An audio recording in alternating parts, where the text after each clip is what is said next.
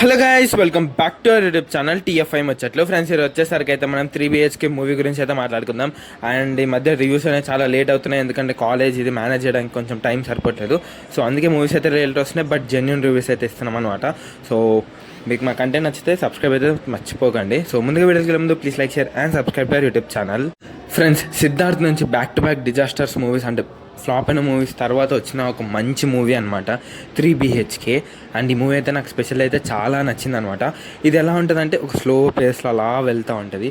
ఎక్కువ హైస్ ఉండవు, ఎక్కువ డౌన్స్ ఉండవు, చాలా ప్లెజెంట్, నీట్గా చాలా బాగుంటుంది అనమాట మూవీ. నాకైతే నచ్చింది అండ్ చాలా బాగుంది కూడా మూవీ.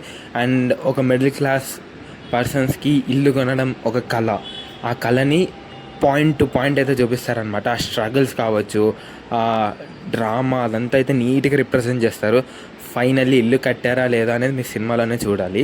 అండ్ 3BHK అన్నాక మీకు అక్కడే తెలిసిపోయింది క్లూ హౌస్ అన్నట్టుగా. సిద్ధార్థ్ యాక్టింగ్ అయితే నాకైతే చాలా బాగా నచ్చింది. మూవీలో అయితే చాలా బాగా అయితే యాక్ట్ చేశారు. అండ్ డ్రామా ఇవన్నీ అయితే బాగున్నాయి. బ్యాక్గ్రౌండ్ స్కోర్ కూడా ప్లెజెంట్గా నీట్గా అయితే బాగుంది. అండ్ ఆ ఫాదర్ సన్ కాంబినేషన్, అక్కడ డ్రామా అదంతా అయితే చాలా మంచిగా అయితే వర్కౌట్ అయిందనమాట మూవీ అయితే సత్యం సుందరం 69 ఎలా ఉంటాయో ఇది కూడా అలానే ఉంటుంది.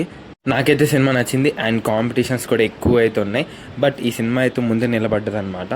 సో అన్ని మూవీస్ కన్నా తమ్ముడు మూవీ కన్నా అయితే ఒక 100 times బెస్ట్ అనుకోవాలి. సో తమ్ముడు వర్సెస్ ఇది అయితే రిలీజ్ చేస్తారు. F1 మూవీ ఇంకా వెళ్ళలేదు, అది కూడా ఫ్యూచర్లో అయితే రాబోతుంది రివ్యూ. బట్ అదైతే హైదరాబాద్ ఒకటే థియేటర్లో ఉంది, సో చూడాలి.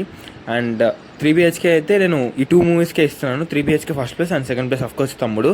సో అండ్ నేను ఇచ్చే రేటింగ్ వచ్చేసరికి అయితే 3.5 out of 5. ఒకవేళ మీరు మూవీ చూస్తుంటే మీకు ఎలా అనిపించిందో కామెంట్ చేసేయండి. అండ్ ఇలాంటి మూవీస్ అరుదుగా వస్తూ ఉంటాయి, ఒకసారి చూసి ఆదరించేసేయండి. అండ్ సిద్ధార్థ్ కమ్బ్యాక్ మూవీ కూడా అనుకోవచ్చు. So please like, share and subscribe to YouTube channel. Thanks for watching.